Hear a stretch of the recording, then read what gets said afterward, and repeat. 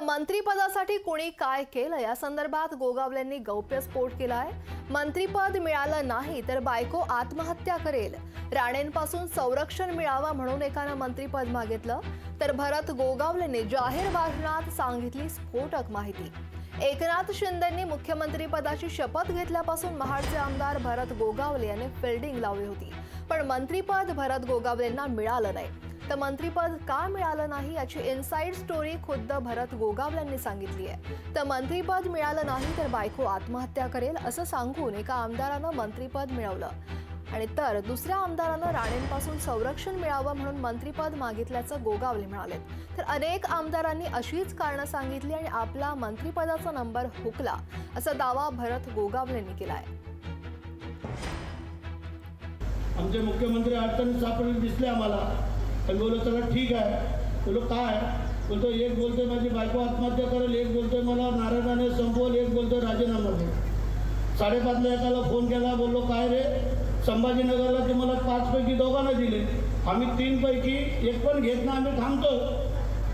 बोललो तुला एवढी घाई कशाला, त्याला समजवला। आता बायकोला काय करायचं, तर साहेबांना बोललो तर त्याची बायको तर आपल्याला जगवायला पाहिजे, म्हणून त्याला बोललो त्याला ठेवून टाका आणि बोललो त्याला नारायणाने संपवायला नाही पाहिजे, आपली एक सीट कमी होईल, बोललो त्याला पण द्या।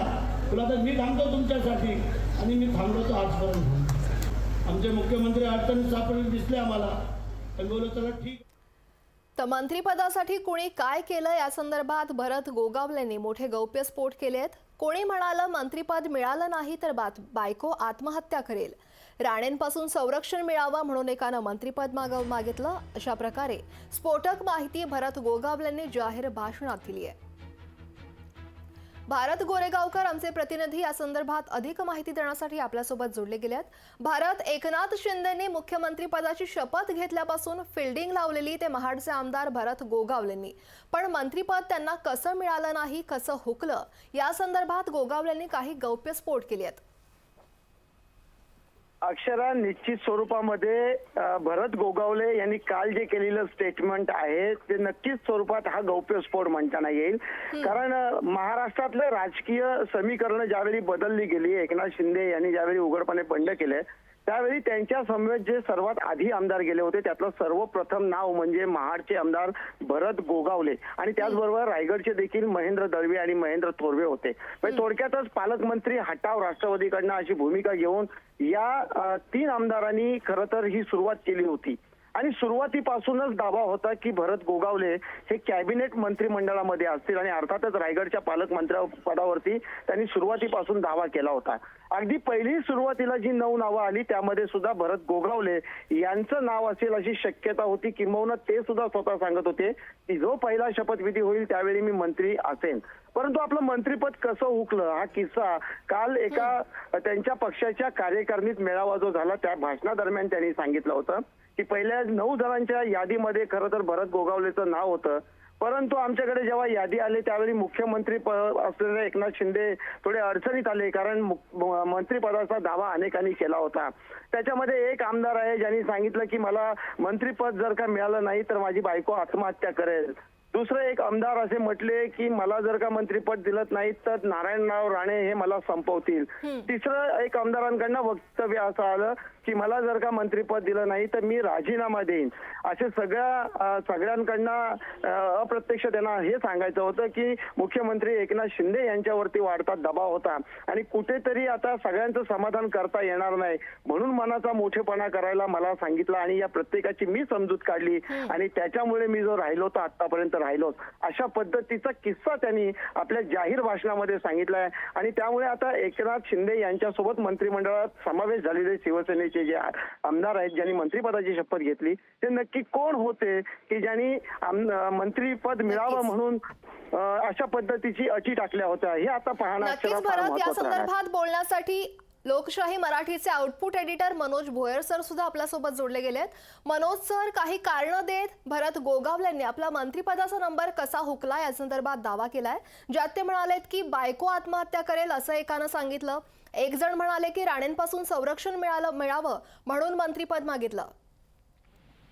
भरत गोगावले हे मुख्य प्रतोद आहे शिवसेनेचे म्हणजे शिंदे गटाचे आणि एखाद्या महत्त्वाच्या निर्णयाने तो कायम मला तर मंत्रिपदासाठी कुणी काय काय केलं या संदर्भात गोगावलेंनी गौप्यस्फोट केलाय. मंत्रिपद मिळालं नाही तर बायको आत्महत्या करेल, राणेंपासून संरक्षण मिळावं म्हणून एकानं मंत्रिपद मागितलं अशी स्फोटक माहिती भरत गोगावलेंनी जाहीर भाषणात सांगितली आहे. एकनाथ शिंदेंनी मुख्यमंत्रीपदाची शपथ घेतल्यापासून महाडचे आमदार भरत गोगावले यांनी फिल्डिंग लावली होती, पण मंत्रिपद भरत गोगावलेंना काही मिळालं नाही.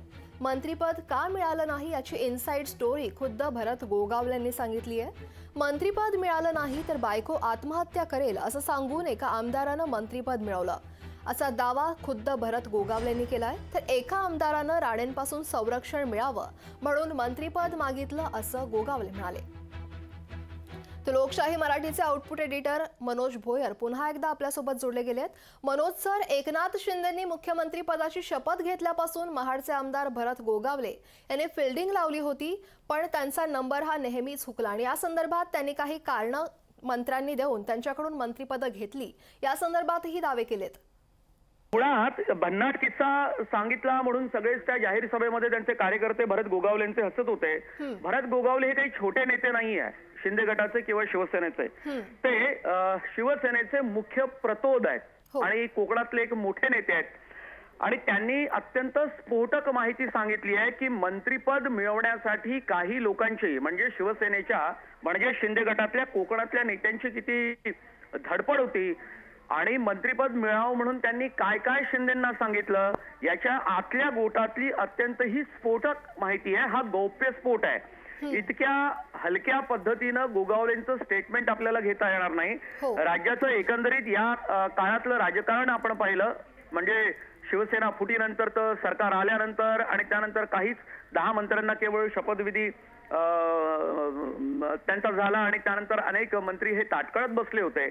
आणि हे सगळं असताना अजित पवारांची सरकारमध्ये एंट्री झाली आणि 10च्या आसपास त्यांचेही मंत्री झाले. पण शिंदेचे मात्र उर्वरित आमदार जे मंत्रिपदासाठी आस लावून बसले होते त्यांना मात्र मंत्रिपद मिळालं नाही.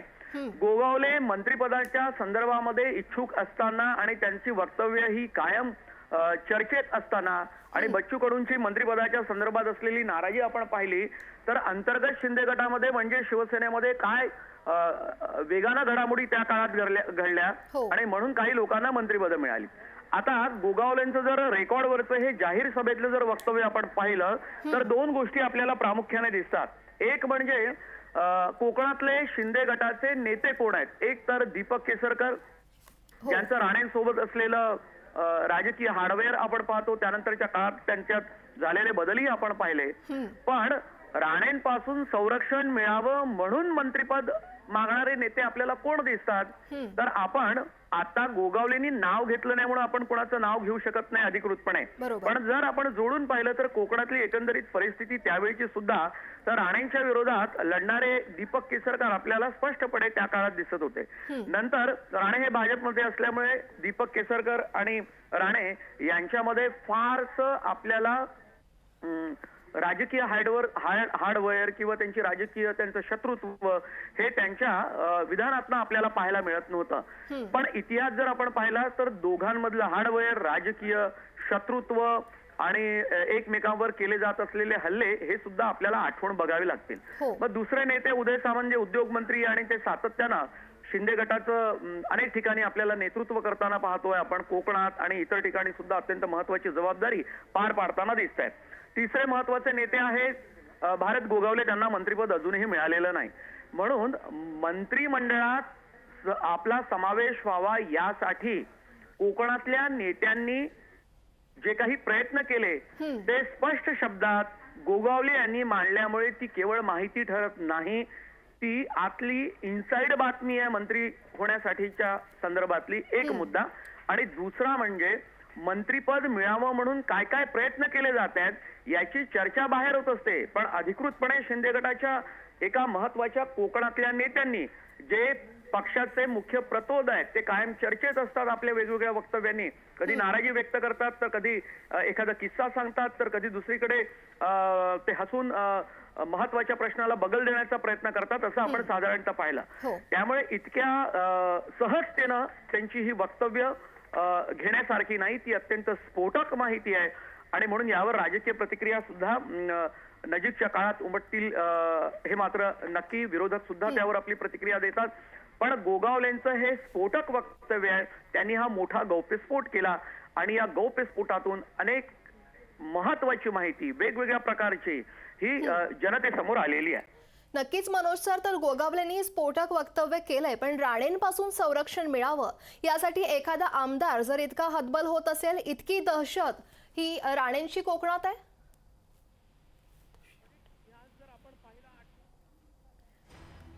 तर मनोज भोयर यांच्यापर्यंत आपला आवाज पोहोचत नाहीये, पण मंत्रिपदासाठी कुणी काय केलं या संदर्भात गोगावलेंनी मोठा गौप्यस्फोट केलाय.